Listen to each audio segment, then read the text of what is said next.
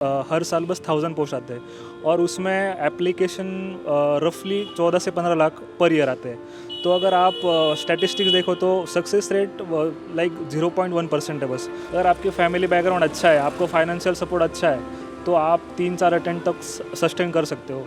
अगर आपका like first second attempt में आपने प्री क्वालिफाई कर लिया है, मेंस क्वालिफाई कर लिया, तो फिर आप आगे के 3-4 अटेम्प्ट तक आप आगे बढ़ सकते हो। बट अगर आपके पास फैमिली बैकग्राउंड या थोड़ा इकोनॉमिकल वीकर सेक्शन से आते हो या फार्मर बैकग्राउंड है, तो लाइक 1-2 अटेम्प्ट तक आप दे सकते हो। जनरल को 6 अटेम्प्ट, SC ST वालों को अनलिमिटेड या 9 अटेम्प्ट्स, तो ये थोड़ा डिस्क्रिमिनेशन होता है। तो थोड़ा मुझे लगता है कि इसमें रिफॉर्म्स लेने चाहिए और जनरल EWS जो इकोनॉमिकली वीकर सेक्शन से आते हैं पर्टिकुलरली, तो उनको थोड़ा अटेम्प्ट्स ज़्यादा देने चाहिए। 2013 के बाद तो काफ़ी टफ हो गया, लाइक जैसे CSAT को क्वालिफाई कर दिया, बट जैसे CSAT का लास्ट 4-5 साल से डिफ़िकल्टी लेवल बढ़ रही है, तो डेफिनेटली कि थोड़ा पैटर्न और जो कंपटीशन है काफ़ी बढ़ गया है और उसके वजह से डिफ़िकल्टी लेवल भी काफ़ी बढ़ा है। तो ये तो बोल सकते हैं कि डिफ़िकल्टी लेवल मतलब 2013-14 के कंपैरिजन से और 2024-25 के कंपैरिजन में काफ़ी फ़र्क है। एंथ्रो हो गया, सोशियोलॉजी हो गया, इनका सिलेबस छोटा है और कंप्लीशन में भी काफ़ी इजी है, तो नंबर ऑफ़ स्टूडेंट्स इसके ज़्यादा होते हैं। तो हमको दिखता है कि जो मेंस लिख रहे हैं वो ज़्यादा नंबर दिखता है। तो ये ऐसा नहीं है कि कोई ऑप्शन अच्छा परफॉर्म करते, कोई कम परफॉर्म करते, सारे इक्वली है, बट वो नंबर ऑफ़ स्टूडेंट्स कितने ऐप पे हो रहे हैं उस पर डिपेंड होता है। सपोज़ एक ST कैंडिडेट सेलेक्ट हो गया, लेकिन उसके बाद आने वाली जनरेशन के पास भी ST कैटेगरी की वो होती है, तो वो अपने वो ST कैटेगरी का जो सर्टिफिकेट है वो उसका अपॉर्चुनिटी लेता है। बट ये यहाँ पे गलत हो जाता है कि CSAT होना ही चाहिए, क्योंकि पहले तो नहीं था। पहले हिंदी मीडियम वालों को सिलेक्शन काफ़ी ज़्यादा होते थे। ये एक सेमी प्रीमिएबल मेम्ब्रेन है जो मतलब एग्ज़ाम से जो उन कैंडिडेट्स को हटाती है जो मतलब जर्नलिस्ट अप्रोच नहीं रख पाते हैं, जो एक ही सब्जेक्ट पे मतलब रिलाई करता है। हम लोग CSAT हम लोगों को बहुत हेल्प करती है। हेलो दोस्तों, आज मैं खड़ा हूँ करोल बाग में और मेरे साथ एक स्टूडेंट मौजूद हैं जो कि UPSC की तैयारी कर रहे हैं। आपको पता होगा कि 22 अगस्त से UPSC मेंस के एग्ज़ाम स्टार्ट होने वाले हैं, जो कि 5-6 दिन चलेंगे, यानी 31 तक UPSC के मेंस के एग्ज़ाम चलेंगे। तो आज मैं बात करूँगा कि UPSC का जो एग्ज़ाम है वो टफ़ इतना क्यों होता है, कितने अटैम्प्ट्स होते हैं, सिलेक्शन का जो परसेंटेज कितना होता है प्रीलिम्स में, मेंस में और इंटरव्यू में, और पूरी जर्नी किस तरीके की होती है, कितना स्टूडेंट जो होते हैं उन्हें बहुत ज़्यादा स्ट्रगल करना पड़ता है और सक्सेस के बाद उन्हें कैसा लगता है। क्या नाम है आपका? मेरा नाम शुभम है। शुभम। तो मुझे मेरा फर्स्ट क्वेश्चन ये रहेगा कि UPSC की जो जर्नी होती है वो कैसी होती है, स्टार्ट कैसे होता है और एंड कहाँ से होता है, एंड कब तक होता है? तो बेसिकली UPSC की journey, if you are entering into UPSC, तो 3 फेजेस होते हैं मेनली, एक प्रीलिम्स, मेंस और इंटरव्यू। सो अगर आपको तैयारी चालू करनी है तो आपको सबसे पहले UPSC के बारे में जो बेसिक इन्फॉर्मेशन अवेलेबल है वो जाननी पड़ेगी। तो उसके 3 स्टेजेस के बारे में, उसका सिलेबस क्या है, उसका मेंस में क्या क्या कौन से पेपर होते हैं, उसका सिलेबस क्या है, और इंटरव्यू में कैसे कैसे तैयारी करनी पड़ती है, तो वो सारा जान के फिर आपको आपका करियर प्रेफरेंस, आपका जो इंटरेस्ट है वो सब ध्यान में रख के फिर आपको डिसाइड करना चाहिए कि आपको UPSC देनी है या नहीं। अच्छा, UPSC के एग्ज़ाम के बारे में ये कहा जाता है कि इंडिया का टफेस्ट एग्ज़ाम है। ऐसा क्यों है कि मतलब नीट का एग्ज़ाम भी होता है, JEE का एक भी एग्ज़ाम होता है, UPSC का एग्ज़ाम टफेस्ट एग्ज़ाम क्यों बोलते हैं? बेसिकली देखा जाए तो UPSC में लाइक पोस्ट बहुत लिमिटेड होते हैं, लाइक हर साल बस 1000 पोस्ट आते हैं और उसमें एप्लीकेशन रफली 14 से 15 लाख पर ईयर आते हैं। तो अगर आप स्टैटिस्टिक्स देखो तो सक्सेस रेट लाइक 0.1% है बस। तो इसलिए लाइक प्रीलिम्स में आप 6 लाख 7 लाख में से 14,000 में जाते हो, 14-15 हज़ार में से आप इंटरव्यू के लिए बस 2-3 हज़ार जाते हो, और लास्ट में 2-3 हज़ार में से आप 1000 में, और 1000 में भी जो IAS IPS होते हैं वो बस लिमिटेड सीट्स है, लाइक 180 IAS होते हैं और 200 IPS होते हैं। तो इतनी लिमिटेड सीट्स है और इतनी टफ कंपटीशन है, इसलिए UPSC is like toughest exam in the India. अच्छा, तो जनरल कैटेगरी के लिए 6 अटैम्प्ट्स होते हैं, OBC के लिए करीब 8-9 अटैम्प्ट्स होते हैं, ST SC के लिए अनलिमिटेड अटैम्प्ट्स होते हैं, ठीक है। तो जो बच्चे UPSC की तैयारी कर रहे होते हैं, उन्होंने 1 अटैम्प्ट दिया, 2 अटैम्प्ट दिया, तो उन्हें मुझे ये जानना है कि उन्हें कब UPSC की तैयारी छोड़ देनी चाहिए अगर उन्हें लगता है कि UPSC उनसे क्रैक नहीं हो रहा। जैसे अभी की जो शक्ति दुबे थी, उनका 3 अटैम्प्ट दिए थे, 3 अटैम्प्ट उनका प्रीलिम्स भी क्वालिफाई नहीं हुआ था, तो कब उन्हें छोड़ देना चाहिए, गिव अप कर देना चाहिए? लाइक यूपीएससी में आप आ रहे हो या आपके 2-3 अटेम्प्ट हो चुके हैं, तो आपको 2-3 क्राइटेरिया को आपको फोकस करना चाहिए। लाइक आपकी फैमिली बैकग्राउंड कैसे है, आपका एजुकेशनल बैकग्राउंड क्या है। अगर आपकी फैमिली बैकग्राउंड अच्छा है, आपको फाइनेंशियल सपोर्ट अच्छा है, तो आप 3-4 अटेम्प्ट तक सस्टेन कर सकते हो। अगर आपका लाइक फर्स्ट सेकंड अटेम्प्ट में आपने प्री क्वालिफाई कर लिया है, मेंस क्वालिफाई कर लिया, तो फिर आप आगे के 3-4 अटेम्प्ट तक आप आगे बढ़ सकते हो। बट अगर आपके पास फैमिली बैकग्राउंड या थोड़ा इकोनॉमिकल वीकर सेक्शन से आते हो या फार्मर बैकग्राउंड है, तो लाइक 1-2 अटेम्प्ट तक आप दे सकते हो। बट अगर थोड़ा अभी जैसे कंपटीशन भी बढ़ रहा है और थोड़ा सीट्स भी कम होते जा रहे हैं, तो आप 2-3 अटेम्प्ट तक दे सकते हो। और फिर अगर प्रीलिम्स भी क्वालिफाई नहीं हो रहा, तो आपको ऑप्शन बी की तरफ देखना चाहिए थोड़ा। अच्छा, जनरल कैटेगरी के लिए 6 अटैम्प्ट्स होते हैं और ओबीसी के लिए 9 अटैम्प्ट्स होते हैं। ईडब्ल्यूएस कैटेगरी के लिए भी 6 अटैम्प्ट्स होते हैं।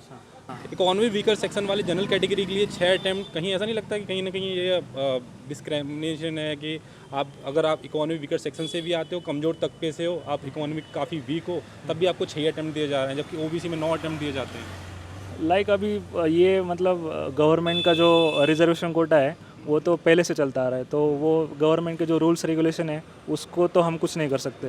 बट ये थोड़ा डिस्क्रिमिनेटरी है। लगभग मेरा मानना ऐसा है कि जनरल को 6 अटेम्प्ट और ओबीसी SC ST वालों को अनलिमिटेड या 9 अटेम्प्ट्स, तो ये थोड़ा डिस्क्रिमिनेशन होता है। तो थोड़ा मुझे लगता है कि इसमें रिफॉर्म्स लेने चाहिए और जनरल EWS जो इकोनॉमिकली वीकर सेक्शन से आते हैं पर्टिकुलरली, तो उनको थोड़ा अटेम्प्ट्स ज़्यादा देने चाहिए या थोड़ा प्रपोर्शनेट सिस्टम होना चाहिए सबके लिए।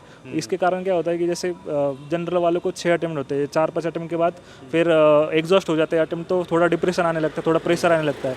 तो ओबीसी के लिए ऐसा नहीं है। जैसे 6-7 अटेम्प्ट होने के बाद भी आपके पास 2-3 अटेम्प्ट का लीवरेज होता है। SC ST में जो भी थोड़ा और लीवरेज मिलता है। तो ये मेरा मानना पर्सनल है कि थोड़ा प्रपोर्शनेट कंपटीशन होनी चाहिए इसमें। अच्छा, मैं एक पोस्ट देख रहा था ट्विटर पे, एक लड़का था, एक स्टूडेंट था, उसने 9 अटेम्प्ट दिए, 4 या 5 बार इंटरव्यू तक गया, उसका सिलेक्शन नहीं हुआ। और आई थिंक 9 अटेम्प्ट दिए थे, 9+ हुए होंगे, तो या तो वो ST SC से होगा या ओबीसी कैटेगरी से होगा। तो अगर वो 9 अटेम्प्ट देने के बाद भी और 5 बार 6 बार इंटरव्यू तक जाने के बाद भी अगर वो सक्सेस नहीं हो पा रहा है, तो क्या वो एलिजिबल है, वो काबिल है यूपीएससी के लिए? क्योंकि 5 बार इंटरव्यू के बाद भी आप सिलेक्ट नहीं हो पा रहे हो, तो कहीं ना कहीं आप योग्य नहीं हो उस चीज़ के लिए। नहीं, ऐसा होता है कि आप अगर इंटरव्यू में जा रहे हो तो प्रीलिम्स और मेंस का जो एग्ज़ाम का पैटर्न ही ऐसा होता है कि बहुत ग्रिलिंग होता है। तो आप अगर इंटरव्यू के लिए क्वालिफाई भी हो रहे हो तो आप योग्य इंसान हो पोस्ट के लिए। बट इसमें 10% लक का भी फैक्टर होता है कि किसी का फर्स्ट अटेम्प्ट में हो जाता है, किसी का 6 अटेम्प्ट के बाद फर्स्ट रैंक आ जाती है। जैसे शक्ति जुबे जी है, फर्स्ट 5-6 अटेम्प्ट के बाद उनका फर्स्ट रैंक आया है। और किसी का लाइक एक सौम्य शर्मा मैम थी, उनका फर्स्ट अटेम्प्ट में 9th रैंक आया था। तो इसमें लक का भी फैक्टर थोड़ा काम करता है। तो ऐसा नहीं है कि 9th अटेम्प्ट के बाद भी 5 इंटरव्यू के बाद भी आप अगर यू सिलेक्ट नहीं हो रहे हो, बट आप आगे की ज़िंदगी में काफ़ी अच्छा कर सकते हो। और यूपीएससी एक ऐसा एग्ज़ाम है जो सबके लिए लेवल प्लेइंग फील्ड तैयार करता है। तो इसमें मेरा मानना ऐसा है कि थोड़ा पर्सनली डेवलपमेंट भी होती है और आपको ज़िंदगी को देखने का जो नज़रिया है वो थोड़ा ब्रॉड होता है। तो ऐसा नहीं है कि इंटरव्यू के बाद अगर आप सेलेक्ट नहीं हुए हैं तो आप एज अ फेल्यूर देखा जाएगा। उसके विपरीत आप थोड़ा और कुछ अच्छे कर सकते हो या और अदर फील्ड्स में भी आप अच्छा कर सकते हो। लाइक अच्छा, 2013 के बाद में 2013-14 के बाद में क्या हुआ कि 2013-14 तक था कि जो एवरेज अटैम्प्ट क्वालिफाई था ना, कि अगर आप 2 अटैम्प्ट के बाद 3 अटैम्प्ट, तो वहाँ 2 अटैम्प्ट के बाद आप क्वालिफाई कर जाते थे। आज के टाइम पे क्या हो रहा है, 3 या 4 अटैम्प्ट के बाद जो भी एस्पिरेंट तैयारी कर रहा है वो यूपीएससी क्वालिफाई कर रहा है। तो 2013-14 के बाद जो कि रिफॉर्म्स हुए से CSET 2011-12 के बाद आया और ये आपके ऐसे वगैरह या एथिक्स वगैरह के पेपर ऐड हुए जा करके, तो कहीं ना कहीं ऐसा लगा 2013 के बाद इन 10 सालों में यूपीएससी का जो पैटर्न है काफ़ी टफ हो गया है बच्चों के लिए। हाँ, लाइक 2013 के बाद तो काफ़ी टफ हो गया। लाइक जैसे CSET को क्वालिफाई कर दिया, बट जैसे CSET का लास्ट 4-5 साल से डिफ़िकल्टी लेवल बढ़ रही है। तो डेफिनेटली कि थोड़ा पैटर्न और जो कंपटीशन है काफ़ी बढ़ गया है और उसके वजह से डिफ़िकल्टी लेवल भी काफ़ी बढ़ा है। तो ये तो बोल सकते हैं कि डिफ़िकल्टी लेवल मतलब 2013-14 के कंपैरिजन से और 2024-25 के कंपैरिजन में काफ़ी फ़र्क है। अच्छा, कोई टिप्स देना चाहें जो यूपीएससी की तैयारी कर रहे हैं कि अगर उनका 5वां अटैम्प्ट है, 4वां अटैम्प्ट है या फर्स्ट अटैम्प्ट है, और अगर कोई तैयारी कर रहा है तो उसको फर्स्ट अटैम्प्ट कब देना चाहिए? एक होता है ना कि आपकी तैयारी पूरी होगी, आपको विश्वास हो गया या आपकी एज पूरी होगी, तो उसे कब फर्स्ट अटैम्प्ट देना चाहिए? नहीं, ऐसा कोई डेफिनेट क्राइटेरिया नहीं है कि आपको मतलब 21 में अटैम्प्ट, जैसे ऑफिशियल जो एज है यूपीएससी को देने के लिए वो 21 है, बट जैसे बेसिक जो सिलेबस कंप्लीशन है या जो एनसीईआरटी पढ़ने चाहिए, आपका बेसिक फाउंडेशन अगर क्लियर है और आपको लगता है कि if you are capable then आपको फर्स्ट अटेम्प्ट देना चाहिए। बट जो अभी लाइक फाइनल ईयर में है या जो 20-21 साल के, तो उनको मेरा सजेशन ये रहेगा कि आप पहले अपना जो करियर बैकग्राउंड है, जो एजुकेशनल बैकग्राउंड है, तो वो थोड़ा स्ट्रॉन्ग करिए, क्योंकि जैसे कंपटीशन बढ़ रहा है और सीट्स का नंबर घटता जा रहा है, तो प्लान भी मेरे हिसाब से काफ़ी इम्पोर्टेंट है अभी के हिसाब से। और थोड़ा बाकी गवर्नमेंट एग्ज़ाम्स भी अभी बहुत सारी आ गई है, तो थोड़ा उस पे भी फोकस करके फिर आपको यूपीएससी की तरफ मुड़ना चाहिए, क्योंकि 4-5 अटेम्प्ट के बाद थोड़ा एग्जॉशन हो जाता है और फिर पीछे देखे तो साल भी चले जाते हैं और जो जवानी के 21 से 25 का जो प्रोडक्टिव टाइम होता है वो भी चला जाता है। तो थोड़ा मेरा सजेशन ये रहेगा कि आप करियर भी या जो आपके फाउंडेशनल स्किल्स है वो तो उस पर थोड़ा काम कीजिए और फिर यूपीएससी में आइए। अच्छा, एक लास्ट क्वेश्चन और है मेरा कि ऑप्शनल का कितना बड़ा रोल रहता है, क्योंकि अगर मैं देखता हूँ कि बच्चे किस ऑप्शन से ज़्यादा क्वालिफाई कर रहे हैं, तो अगर टॉपर्स की बात करूँ तो उनका PSIR अच्छा रहता है, एंथ्रोपोलॉजी या सोशियोलॉजी, इन 3-4 सब्जेक्ट से बच्चे ज़्यादा क्वालिफाई करते हैं, तो मतलब क्या रहता है? नहीं, जैसे बोला जाता है मार्केट में से कि 3-4 ऑप्शनल चलते हैं, बट ऐसा नहीं है, क्योंकि जो चेकिंग ऑप्शनल की चेकिंग होती है मेंस में, वो सबको लेवल एक कर देते हैं बाद में, जो साइफनिंग ऑफ होता है मार्क्स का, तो वो लेवल 1 कर देते हैं। तो ऐसा नहीं है, क्योंकि अभी जैसे एंथ्रो हो गया, सोशियोलॉजी हो गया, इनका सिलेबस छोटा है और कंप्लीशन में भी काफ़ी इजी है, तो नंबर ऑफ़ स्टूडेंट्स इसके ज़्यादा होते हैं, तो हमको दिखता है कि जो मेंस लिख रहे हैं वो ज़्यादा नंबर दिखता है। तो ये ऐसा नहीं है कि कोई ऑप्शन अच्छा परफॉर्म करते हैं, कोई कम परफॉर्म करते हैं, सारे इक्वली है, बट वो नंबर ऑफ़ स्टूडेंट्स कितने अपेयर हो रहे हैं उस पर डिपेंड होता है। मेरे साथ एक स्टूडेंट मौजूद हैं जो कि 2026 में प्रीलिम्स देने वाले हैं। क्या नाम है आपका? मेरा नाम नवाज शेख है। नवाज शेख जी। तो तैयारी किसकी चल रही है? यूपीएससी की चल रही है। यूपीएससी की। तो कब अटेम्प्ट देना है आपको? फर्स्ट अटेम्प्ट कब होगा? मेरी फर्स्ट अटेम्प्ट है 2026 में। 2026 में, नेक्स्ट ईयर। या तो मुझे ये जानना है कि यूपीएससी का जो एग्ज़ाम होता है वो कितना टफ होता है आपके अकॉर्डिंग? टफ एक्चुअली ये डिपेंड करता है लोगों पर। आप कंसिस्टेंसी है, आप टफ इसमें ये है कि डिसिप्लिन मेंटेन करना वो टफ है। बाकी ओवरऑल देखें तो ये एक जनरलिस्ट अप्रोच है, इसमें स्पेशलाइजेशन सिर्फ ऑप्शनल को लेके है, वो ज़रा बहुत है। बाकी अगर एक एवरेज अंडरस्टैंडिंग वाला लड़का भी हो तो मतलब उतना टफ नहीं पड़ता है, अगर तुम्हारे अंदर कंसिस्टेंसी और डिसिप्लिन है तो। अच्छा, आपको पता है कि इंटरव्यू के बाद जो सिलेक्शन होता है यूपीएससी में 0.1% बच्चों का होता है जी केवल, और लाखों स्टूडेंट हर साल 10-12 लाख स्टूडेंट हर साल यूपीएससी प्रीलिम्स के लिए अप्लाई करते हैं। तो जब 1% बच्चों का सिलेक्शन होता है उसके बाद भी इस एग्ज़ाम की तरफ क्यों बच्चे जाते हैं? लाखों बच्चे क्यों तैयारी करते हैं? जॉब छोड़ के बीटेक एमटेक करने के बाद भी कोई IIT IIM से MBA करने के बाद बच्चे तैयारी करने आते हैं। इसमें जॉब सिक्योरिटी है, पर्क्स है, एंड जैसे कि सबको पता है कि इंडियन सोसाइटी में जैसे बना रखा है सरकारी नौकरी, और ये एक गोल्डन कॉलर जॉब अपॉर्चुनिटी मतलब है एक, तो बस। अच्छा, अटैम्प्ट्स के बारे में आपको क्या कहना है कि OBC कैटेगरी को 9 अटैम्प्ट देने होते हैं, जनरल कैटेगरी को 6 अटैम्प्ट होते हैं, ST ST को अनलिमिटेड अटैम्प्ट्स होते हैं? तो अच्छा, मुझे ये भी जानना है मुस्लिम कम्युनिटी को, जैसे वो OBC कैटेगरी में आती है, कहीं कहीं मतलब मोस्टली OBC कैटेगरी में आती है, तो उनको कितने अटैम्प्ट मिलते हैं? उनको भी सेम ही अटेम्प्ट मिलते हैं जो नॉर्मल OBC को मिलते हैं। जनरल को 6 और OBC को 8।